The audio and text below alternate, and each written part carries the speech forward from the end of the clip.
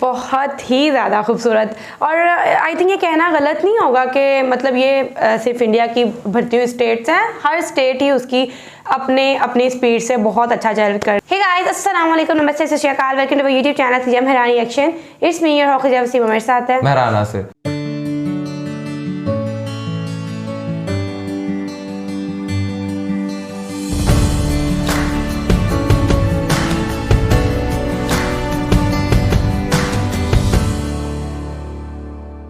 नाज़रीन, आज हम एक इंडिया की स्टेट के ऊपर रिएक्ट करने जा रहे हैं और उसे ओडिशा कहते हैं। अब ओडिशा स्टेट मेरे इल्म में तो पहली दफ़ा आई है, लेकिन देखने में बड़ी खूबसूरत लग रही है।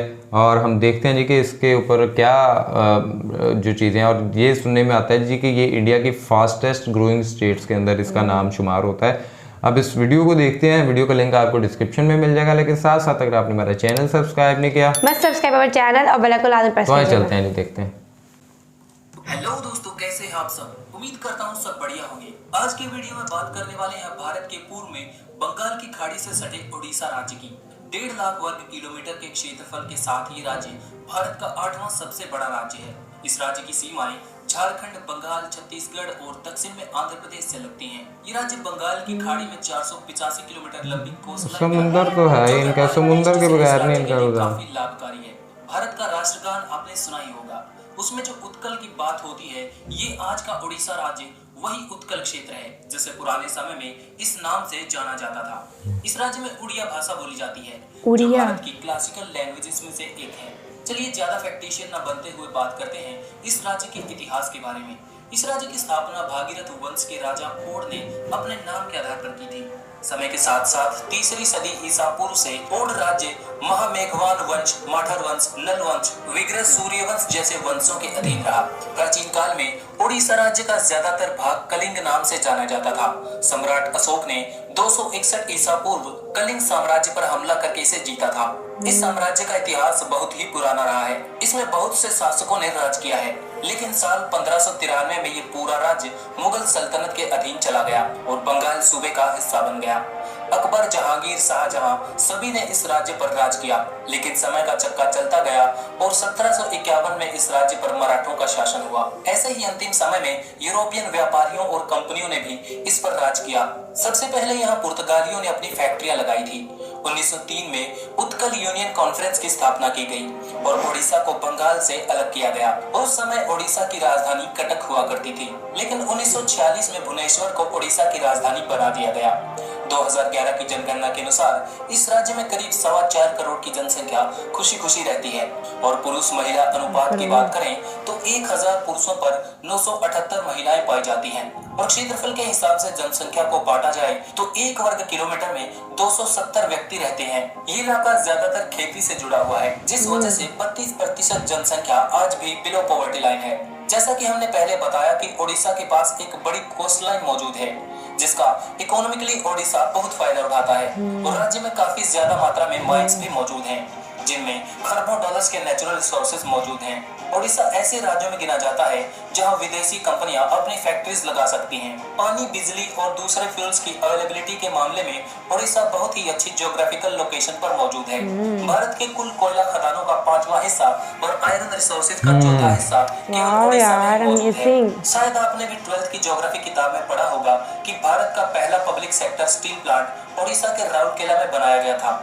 उस समय इसे बनाने में जर्मनी ने हमारी मदद की थी। रिलायंस कंपनी इसी राज्य में वर्ल्ड का सबसे बड़ा पावर प्लांट बना रही है, जिसमें $13 बिलियन की बड़ी रकम इन्वेस्ट की जाएगी। एक सर्वे में पता चला था कि 2009 में भारत की कुल डोमेस्टिक इन्वेस्टमेंट का 13% तो केवल ओडिशा में ही हुआ था, जो उस समय 2 ट्रिलियन रुपीस के आसपास था। आज के समय में ये रकम $50 बिलियन से ज्यादा की बन जाती है। आज की वीडियो में इतना ही। अगर आपको ये वीडियो पसंद आया तो कमेंट में लिखकर बता सकते हैं। इन्फॉर्मेटिव लगा तो शेयर कर सकते हैं। ऐसे ही वीडियो चाहते हैं तो एक्सप्लोर वायर्स को सब्सक्राइब कर लीजिए। Thanks for watching, stay tuned with explore wire. क्या कहते हैं दीजा आप? बहुत ही ज़्यादा खूबसूरत। और आई थिंक ये कहना गलत नहीं होगा कि मतलब ये सिर्फ इंडिया की भरती हुई स्टेट्स हैं, हर स्टेट ही उसकी अपने स्पीड से बहुत अच्छा कर रही है परफॉर्म। और जहाँ तक बात की जाए, एक तरफ ये लोग दिखाते हैं तरह ना जो एरिया इतना डेवलप नहीं होता, दूसरी तरफ इतना लाविश किस्म का दिखा के बिल्कुल मतलब इनके हर स्टेट में दो तरह का पाया जाता है। एक जहाँ पे इनका सिंपल काम हो रहा था और एक जहाँ पे इनका बिल्कुल डिफरेंट लाविश लाइफस्टाइल और वैसी companies, factories, plants. That is so amazing कि आप अपने एक पूरे मुल्क के एक हिस्से के ऊपर काम हो रहा है, कुछ भी ज़ाया नहीं हो रहा, मतलब हर चीज़ को रिजर्व कर रहे हैं और देखो मैं ना खतीजा इसमें एक चीज़ ऐड करूँ कि देखें इंडिया के अंदर तो बहुत सारी जो ज़ुबानें बोली जाती हैं और बहुत से लोगों का मतलब इंडिया में डाइवर्सिटी बहुत ज़्यादा तक आपको पाई जाएगी। मतलब इवन दो उनका इंफ्रास्ट्रक्चर भी अगर आप देखो तो एक जो मॉडर्नाइजेशन है वो तो मिलेगी, लेकिन उनका जो हिस्टोरिकली पर्सपेक्टिव है उसको भी उन्होंने बड़ी अच्छी तरह से प्रिजर्व किया। और वो जो तरीक़ेकार है ना, हमारे यहाँ हम अगर पाकिस्तान में देखते हैं तो हमें वो चंद एक इमारतें ऐसी मिलती हैं, या अब तो वो वैसी चीज़ें रह ही नहीं गई, बहुत रेयरली जो है वो उस वक़्त का जब पुराने दौर में जो वो कलमकारी और वो सारे मामला किए जाते थे, बहुत कम छोटी छोटी चीज़ें जो वो प्रिजर्व की जाती हैं। सो वो, और दूसरा मैं एक चीज़ जब ये देख रहा था ना तो मैं लिटरली उस चीज़ को महसूस करने की कोशिश कर रहा था कि उस वक़्त में जब ये बादशाहों का दौर होता था और जंगें और वो इस तरह से होता था कि कभी किसी एम्पायर ने आके हमला कर दिया और जीत लिया और फलाना, तो यकीनन उस वक़्त फ़ौजी और वो सारा अगर हम इमेजिन करें उस सारे सिलसिले को तो वो बड़ा एक ना लगता है कि यार मतलब क्या हो रहा होगा उस वक़्त, और उस वक़्त के लोग और उस वक़्त की जो आबादी होगी वो किस तरह से रह रही होगी। और इस तरह आज तो हम उस वक़्त चले घोड़े और वो सारी चीज़ें थी, लेकिन अभी तो बहुत सी टेक्नोलॉजी आ गई है।